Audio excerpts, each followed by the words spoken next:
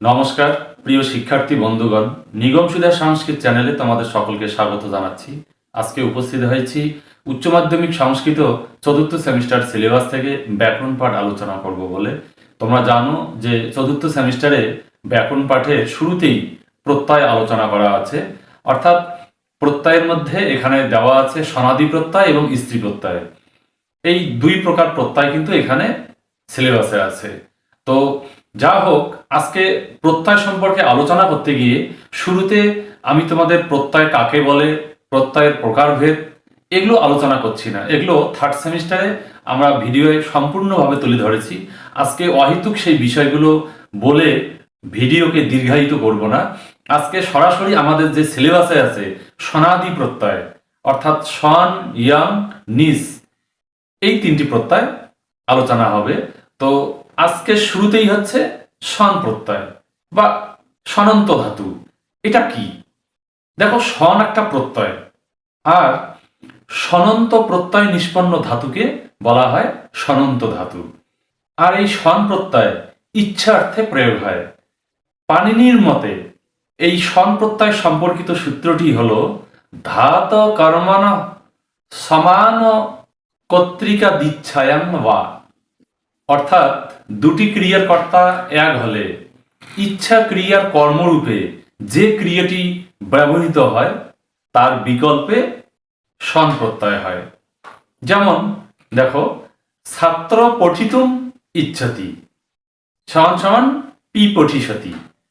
তো এখানে দেখো, ছাত্র পঠিতুম ইচ্ছতি, পঠিতুম ইচ্ছতি, এই ইচ্ছতি ক্রিয়াটা হলো সমাপিকা ক্রিয়া, আর পঠিতুম এই যে ক্রিয়াপদটা এটা হলো অসমাপিকা ক্রিয়া। তো ইচ্ছতি ক্রিয়ার কর্মরূপে ব্যবহৃত হয়েছে এই পঠিতুম, মানে কি করতে ইচ্ছা করছে? পড়তে ইচ্ছা করছে। তো এই পঠিতুম এই যে ক্রিয়া, এই ক্রিয়ার পর বিকল্পে কি হয়? সন প্রত্যয় হয়। তাহলে আমরা মনে রাখবো যে আত্মসংক্রান্ত ইচ্ছা বোঝালে সন প্রত্যয় হয়। ছাত্র পঠিতুম ইচ্ছতি মানে ছাত্র পড়তে ইচ্ছা করে। তো তোমাদের এটা বুঝতে হবে যে পরীক্ষায় কিভাবে আসবে, কোনটা দেওয়া থাকবে, আমাদের কোনটা লিখতে হবে। তোমাদের পরীক্ষায় এই প্রশ্নপত্রে এটা তুলে দেওয়া থাকবে, পঠিতুম ইচ্ছতি মানে পড়তে ইচ্ছা করে, সমান সমান দিয়ে তোমাদের লিখতে হবে পি পঠিষ্যতি। তো আমাদের জানতে হবে যে এই সনন্ত পদ, এই যে পি পঠিষ্যতি, এই পদটা আমরা কিভাবে গঠন করব, এটা কিভাবে হলো, এটা জানার জন্য তোমাদের কয়েকটা ধাপ জানতে হবে। কয়েকটা ধাপ অতিক্রম করে তারপর এই পি পঠিষ্যতি এই পদটা গঠিত হয়। তো আমরা এবার জানবো। দেখো, আমি এর বৈশিষ্ট্যগুলো বলে বলে দিয়ে আমি তোমাদের সেই বিষয়টা, অর্থাৎ পি পঠিষ্যতি এটা কি করে গঠন হলো সেটা আমি বুঝিয়ে দিচ্ছি। দেখো, এক নম্বর যে বৈশিষ্ট্য সেটা হলো সন প্রত্যয়ে স ধাতুর পরে যুক্ত হয়, অর্থাৎ পট ধাতু যোগ সন, এই সনের স অবশিষ্ট থাকে, মানে অনটা লোপ পায়, শুধু দন্তাশয় হসন্ত অবশিষ্ট থাকে। তাই দেখো এখানে লিখে দেওয়া হয়েছে পাশে পট যোগ স, সনের স অবশিষ্ট থাকে। দ্বিতীয়ত, সন প্রত্যয় পরে থাকলে ধাতুর পর ইট হয়।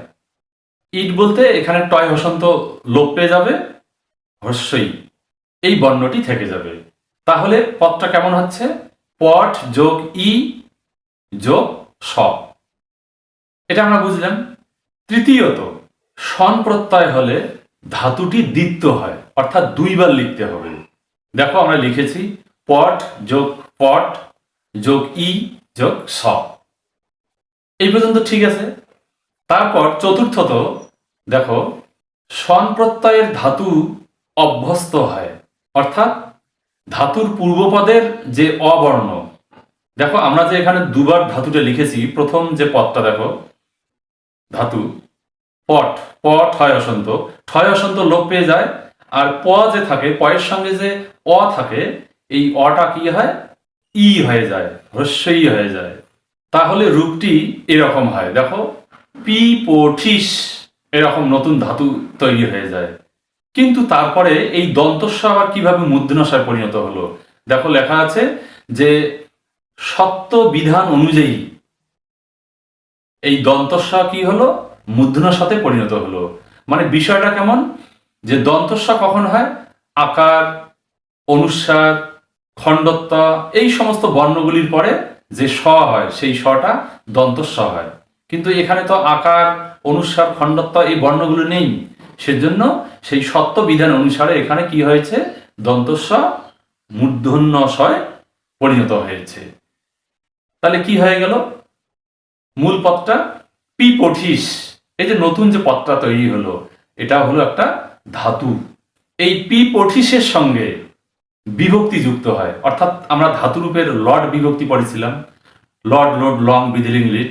তো এই লটের প্রথম পুরুষ এক বচনে কি থাকে, তি, লট তি, তি তস অন্তি, তি। তো এখানে লট তিতে যুক্ত হয়, যুক্ত হয়ে হলো পি পঠি সতী। তো তোমাদের বুঝতে হবে যে এই যে পঠিতুম ইচ্ছতি, এটা প্রশ্নপত্রে দেওয়া থাকবে, এরকম কিন্তু নাও থাকতে পারে। আমি এরকম করিয়ে দিলাম, কিন্তু এখানে চেঞ্জ হতে পারে। যারা এক্সামিনার, যারা কোশ্চেন করবে তারা কিন্তু এটা চেঞ্জ করতে পারে। কি রকম, যে পঠিতুম ইচ্ছতি না দিয়ে দিয়ে দিল পঠিতুম ইচ্ছামি, তাহলে আমরা উত্তর লিখবো পি পঠি সামি। মানে তি না দিয়ে মি দিয়ে দিল, অথবা সি দিয়ে দিল, পঠিতুম ইচ্ছসি, তাহলে পি পঠি শশী লিখতে হবে। আবার যদি লোট দিয়ে দেয়, লোটের বিভক্তিটা কি রকম, তু তাম অন্তু, তু তাম অন্তু, তাহলে পঠিতুম ইচ্ছতু, পি পঠি সতু। এইভাবে কিন্তু ক্রিয়ার যে কাল বা বিভক্তিগুলো সেগুলো কিন্তু পরিবর্তন করে দিতে পারে, অর্থাৎ যেমনটা আদেশ দেওয়া থাকবে তেমনটাই আমাদের লিখতে হবে। তো এখানে আরো কথা, যে এই যে স্বন প্রত্যয়টা সেটা কি শুধু এইভাবে আসবে, এটাকে কিন্তু এক কথায় প্রকাশ বলে, পঠিতুম ইচ্ছতি পি পঠিসতি, এটা এক কথায় প্রকাশ। কিন্তু তোমাদের এটা এভাবেও আসতে পারে, তোমরা দেখে নাও, পট ধাতু যোগ সন লট তি, এটা উল্লেখ করে দিয়ে বলতে পারে পদ গঠন করো, পদ গঠন করো, তখন উত্তরটা কিন্তু একই হবে, পি পঠিসতি। এই জন্য তোমাদের দুইটা বিষয় একটু মাথায় রাখতে হবে, যে এভাবেও আসতে পারে, এভাবেও আসতে পারে। পট ধাতু যোগ লট, পট ধাতু যোগ সন লট তি, এভাবে দিয়ে বলতে পারে পদ গঠন করো, অথবা পরিনিষ্ঠিত রূপ লেখো, অথবা প্রত্যয় করো, এরকমও বলা থাকতে পারে, উত্তর কিন্তু একই হবে। তো এই যে কয়েকটা ধাপ অতিক্রম করে এই যে পিপঠিসতি, এই যে পদটি গঠন হলো, হ্যাঁ, এটা কিন্তু তোমাদের মাথায় ঠিকঠাক নাও ঢুকতে পারে। অর্থাৎ এটা হায়ার সেকেন্ডারি লেভেল, তো তোমরা স্বাভাবিকভাবে এভাবে একটু দেখবে, প্র্যাকটিস করবে, তোমাদের হয়ে যাবে। তো এটার সঙ্গে যে বাকি যত সমস্ত উদাহরণ আছে সবগুলো যে মিলবে এমন কোনো কথা নয়, কারণ অনেকগুলো সূত্র আছে, অনেক বার্তিক আছে, অনেক নিষেধ আছে, ব্যাকরণগত অনেক বিষয় আছে যেগুলো এখানে ক্রিয়া করে। তো যা হোক, আমি এখানে তোমাদের আরো কিছু উদাহরণ তুলে যাচ্ছি। দেখো, পতিতুম ইচ্ছতি, মানে পড়ে যেতে ইচ্ছা করে, তাহলে হবে পি পতিসতি। আগেরটা ছিল পি পঠিসতি, এটা হলো পি পতিসতি। আবার এটাও এভাবে ভেঙে আসতে পারে, যে পদ ধাতু যোগ সন লট তি, উত্তর একই হবে, পি পতিসতি। তারপর আরো আসতে পারে বদিতুম ইচ্ছতি, মানে বলতে ইচ্ছা করে, তাহলে একই রকম ভাবে হবে বি বদিসতি। সিস্টেমটা কিন্তু একই রকম, যেভাবে তোমাদের বলে দিলাম, বি বদিসতি, অর্থাৎ কি, বদ ধাতুটা দুইবার দ্বিত্ব হয়, সন প্রত্যয় হলে ধাতুটা দ্বিত্ব হয়। তাই প্রথম ধাতুর যে যে বদ, দয় হসান্ত লুপ্ত হয়ে যায়, বয়ের সঙ্গে যে অ থাকে, এই অটা কি হয়, হ্রস্বইকারে পরিণত হয়ে যায়, তাহলে হলো বি। তারপরে বদ আছে, এই বদের সঙ্গে কি হয়, আর একটা হ্রস্বই আছে, মানে সন প্রত্যয় হলে ধাতুর পর কি হয়, ইট হয়, ইটের টয় হসন্ত লুপ্ত হয়ে যায়, হ্রস্বই থাকে, তাহলে এই যে বি বদি হয়ে যায়। তারপরে সন প্রত্যয়ের স থাকে, আবার এই দন্তস্বটা মূর্ধন্যস্বয়ে পরিণত হয়ে যায়, তাহলে বি বদিস হয়ে যায়। তারপরে লট তি, ধাতুরূপের যে বিভক্তি লট তি, এই তি যুক্ত হয়ে হয় বি বদিসতি। তো এইভাবে কিন্তু ধরনটা, এটা তোমরা প্র্যাকটিস করবে।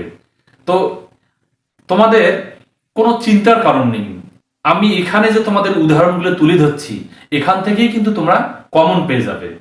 তোমরা আর দেরি না করে, আমি যে উদাহরণগুলো এরপর দিচ্ছি এগুলো একদম ঝরঝর করে তোমরা একদম তাড়াতাড়ি মুখস্থ করে নাও, এখান থেকেই তোমরা কমন পেয়ে যাবে। এবং নেক্সট এগুলোর থেকে আমি আবার আরো কিছু কিছু গুরুত্বপূর্ণ উদাহরণগুলো আমি তোমাদের সাজেশনে তুলে ধরবো, তোমরা সে সাজেশনটাও দেখে নেবে, তাহলে ভালো সাফল্য পেতে পারো। তো তোমরা চোখ রাখবে নিগম সুদার সংস্কৃত চ্যানেলে। তো এবার আমি তোমাদের শেষ বাকি যে উদাহরণগুলো আছে সেগুলো আমি তোমাদের এক এক করে বলে দিচ্ছি। আমি তোমাদের মোবাইল স্ক্রিনে সুন্দর করে বুঝিয়ে দিচ্ছি, তোমরা একটু দেখে নাও। দেখো, এই যে স্বন প্রত্যয়, এই স্বন প্রত্যয় থেকে আমি তোমাদের এই যে সংজ্ঞা এই পিডিএফ থেকে এটা দিয়েছিলাম। তো এখানে দেখো স্বন প্রত্যয়ের যে নিয়মটা সেখানে খুব সুন্দর করে দেখানো হয়েছে এবং বোঝানো হয়েছে। দেখো এই যে এখানে লেখা আছে ছাত্র পঠিত মিচ্ছতি পিপঠিসতি। এই যে পিপঠিসতি যে পদটা, এটা যে তৈরি হলো সেটা কিভাবে হলো? দেখো স্বন প্রত্যয় যোগে পদ গঠনের নিয়ম। এখানে দেখো এই যে 1 নম্বর এ, স্বন প্রত্যয়ে স ধাতুর পরে যুক্ত হয়, অন লোপ পায়, তাহলে কি হয়? পট যোগ স, এই যে স্বন প্রত্যয়ে স অবশিষ্ট থাকে। তারপর বি নম্বরে বলা হয়েছে যে স্বন প্রত্যয় পরে থাকলে ধাতুর পর ইট হয়। ইট বলতে এই যে টয় হসন্ত লোপ পায়, হস্যই থাকে। তাহলে গঠনটা কেমন হচ্ছে? এই যে আগের এই যে পট যোগ স, এই যে এখানে লেখা আছে পট যোগ স, তার মাঝখানে কিন্তু এই যে ই যে অবশিষ্ট থাকে, এখানে ইটে হলো। তারপরে যে সি নাম্বারটা দেখো, স্বন প্রত্যয় হলে ধাতুটি দ্বিত্ব হয়। দ্বিত্ব হয় মানে দুইবার লেখা হয়। দেখো এখানে দুইবার লেখা হয়েছে পট যোগ পট। এই যে একটা পট তো আগেরই ছিল, এই যে এখানে দেখতে পাচ্ছ পট যোগ ই যোগ স, সেটা তো আছে। এই যে সামনে আর একটা লেখা হয়েছে, কেন? যে ধাতুটা দ্বিত্ব হয় স্বন প্রত্যয় হলে পরে। তারপরে কি বলা আছে দেখো, ডি নম্বরে স্বন প্রত্যয়ান্ত ধাতু অভ্যস্ত হয় এবং ধাতুর পূর্বভাগের অ স্থানে ইকার হয়।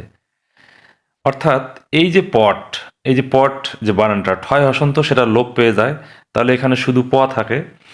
এই পটাকে আমরা যদি বর্ণ বিশ্লেষণ করি তাহলে পয়ের সঙ্গে স্বরেও আসবে, হ্যাঁ, অ আসবে। আর এই অটা কি হয়? ইকারে পরিণত হয়ে যায়, সেটা এই যে এখানে বলা হলো যে অটা অ স্থানে ইকার হয়। ফলে রূপটি হয় এই যে পিপঠিস। এই যে দন্তস্বটা, এটা আবার মূর্ধন্যশয় কি করে পরিণত হয়? এই যে দেখো ই নম্বর, সত্য বিধান অনুযায়ী দন্তস্ব মূর্ধন্যশতে পরিণত হয়, অর্থাৎ পিপঠিস যোগ লট তি করলে হয় এই যে পিপঠিসতি। এভাবে পদটি কিন্তু গঠন হয়। তো তারপরে আমি তোমাদের এই যে 1 নম্বর এটা করিয়ে দিয়েছি ভিডিও এর আগে। 2 নম্বর পতিতুম ইচ্ছতি, এটা করানো হয়ে গেছে। 3 নম্বর বোধিতুম ইচ্ছতি, এটা করানো হয়ে গেছে। এবার এই যে 4 নম্বর, এখান থেকে আমি তোমাদের একটু বলে দিচ্ছি। দেখো এখানে মোবাইল স্ক্রিনে দেখাটা কত সহজ। দেখো কি বলা আছে, পাতুম ইচ্ছতি। এটা কিন্তু পরীক্ষা প্রশ্নপত্রে এভাবে থাকবে, পান করার ইচ্ছা। পাতুম মানে পান করতে ইচ্ছা করে। হ্যাঁ, এই বাংলাটা তোমাদের দেওয়া হয়েছে তোমাদের বোঝার জন্য মানেটা, যে এর মানে কি, পাতুম ইচ্ছতি মানে কি, পান করতে ইচ্ছা করে। তো এভাবে দিলে তোমাদের পড়তে সুবিধা হবে, তাই দেওয়া হয়েছে। তো তারপরে দেখো এটাকে ভেঙে দেওয়া হয়েছে, পা ধাতু যোগ সন লট তি, এভাবেও পরীক্ষায় থাকতে পারে। তো এই পা ধাতু যোগ সন লট তি এভাবে থাক, অথবা পাতুম ইচ্ছতি এভাবে থাক, যেভাবে থাক উত্তর কিন্তু এই যে পিপাসতি এটা হবে। তো তারপরে 5 নম্বর দেখো, জ্ঞাতুম ইচ্ছতি, এক কথায় প্রকাশ, মানে এটা কিন্তু বেশি দেওয়া থাকে। জ্ঞাতুম ইচ্ছতি উত্তরটা জিজ্ঞাসাতে। জ্ঞাতুম ইচ্ছতি মানে জানতে ইচ্ছা করে, ধাতুটি হলো জ্ঞা, জ্ঞা যোগ সন লট তে, এটা আবার তে হয়, আত্মনেপদী হয়ে গেল। এগুলো সূত্রে আছে যে জ্ঞা ধাতু, শ্রু ধাতু, হ্যাঁ, এই ধাতুগুলো কিন্তু আত্মনেপদী হবে পরস্মৈপদী হওয়া সত্ত্বেও। এই যে শ্রু ধাতু 6 নম্বর দেখো, শ্রোতুম ইচ্ছতি মানে শুনতে ইচ্ছা করে, শ্রু ধাতু যোগ সন লটতে শুশ্রূষতে। তারপরে দেখো 7 নম্বর, স্মর্তুম ইচ্ছতি, অর্থাৎ স্মরণ করতে ইচ্ছা করে। স্মৃ ধাতু যোগ সন লট তে, হ্যাঁ, সুস্মুর সাথে। তারপর 8 নম্বর, দ্রষ্টুম ইচ্ছতি, দেখতে ইচ্ছা করে। দৃশ ধাতু যোগ সন লট তে। তোমাদের প্রশ্নপত্রে দুভাবেই দিতে পারে, উত্তরটা দিদৃক্ষাতে এটা হবে। তোমাদের এই যে দৃশ ধাতু, হ্যাঁ, যোগ সন লটতে, এটা দিয়ে বলতে পারে পদ গঠন করো, তাহলেও তোমরা লিখবে দিদৃক সাথে।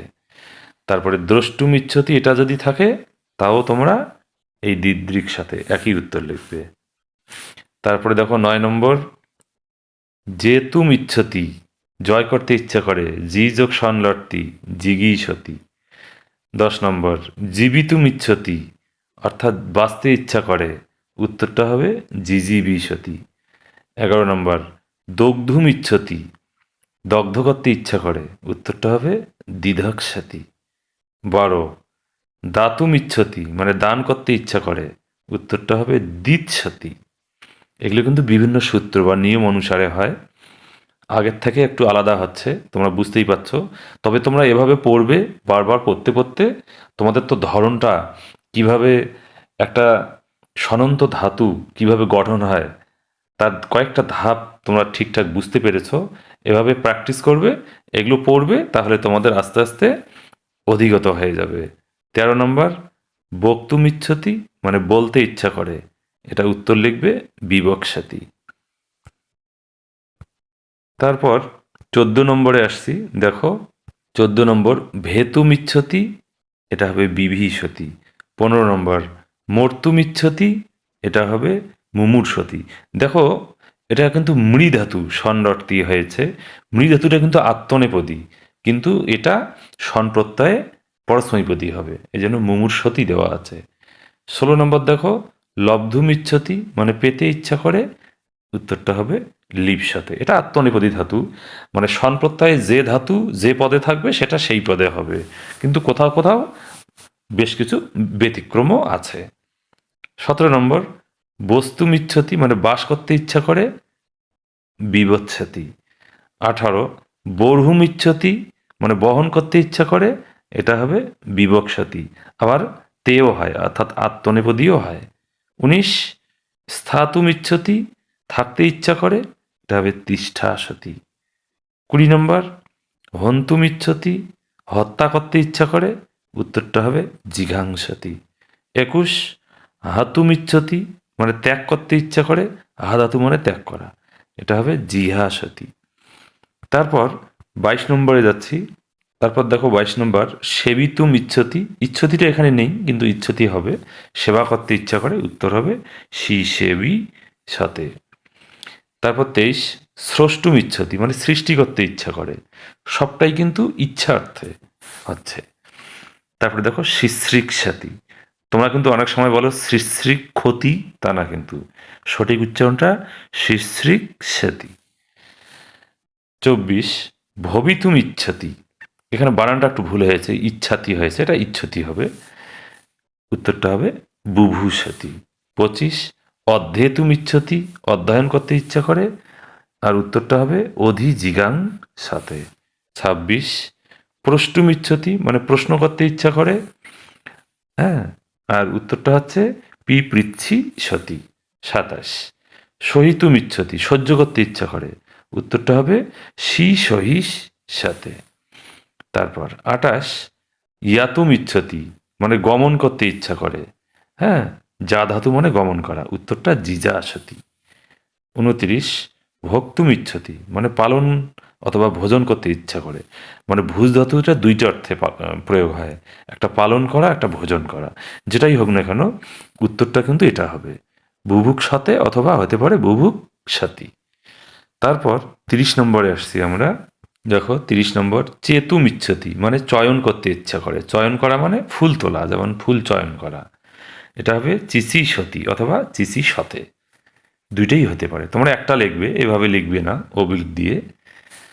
31, কর্তুম ইচ্ছতি, মানে করতে ইচ্ছা করে। উত্তরটা চিরকি সতী অথবা চিরকি সতেও হতে পারে, এই জন্য অবলিক দিয়ে তে লেখা আছে। তেটা হলো আত্মনেপদী। 32, ক্রেতুম ইচ্ছতি মানে ক্রয় করতে ইচ্ছা করে, উত্তরটা হবে চিক্রিষতি। 33 ক্রন্দিতুম ইচ্ছতি মানে কান্না করতে ইচ্ছা করে, উত্তরটা হবে সি ক্রন্দিষতি। 34 খাদিতুম ইচ্ছতি মানে খেতে ইচ্ছা করে, উত্তরটা হবে চিখাদিষতি। 35 গন্তুম ইচ্ছতি, উত্তরটা হবে জিগমিষতি।